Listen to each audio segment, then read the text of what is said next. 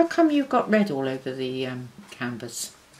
Reds, well I start with red as a base colour because it makes the landscapes automatically, it gives a sort of a warmth that comes through, because I don't use very thick paint. So, and I actually leave little tiny bits of weave that appear and you can see the red through. So it just makes the earth look warm, which of course it is. It's like, you know, life force and all that stuff.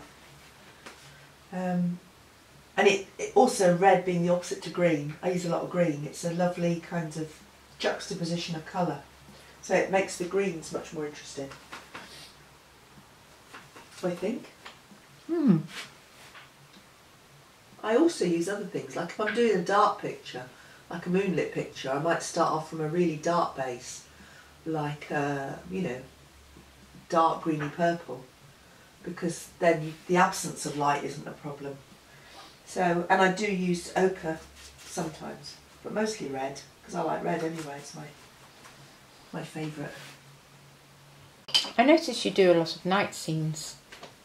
Yes.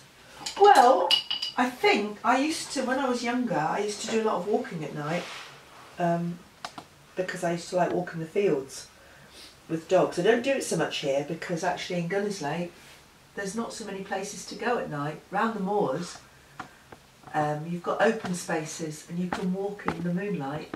But yeah, and I think the pictures represent that whole atmosphere of being out with your dogs, you know, under a good moon. Mystery. And listening to the owl. Yeah, and listening to the owl. Yes. So perhaps I should do it more. If I lived, as I said, if I lived in a more open landscape, then I probably would walk more at night. Although you always run into trouble because your dogs do bad things at night because they get overexcited by scent and movement and things. Painting around the side here because this isn't going to be a frame picture. This is going to be for a gentleman who wants it unframed. So it's more 3D really. It's nicer, it looks more finished. What, painted around the side? Yeah, I think it does. So how do you think the show's getting on Everington Street? Well, I'm not in today, as is obvious. Jonathan, the host, messaged me this morning and he said that there were people in who'd come specifically to see it, friends.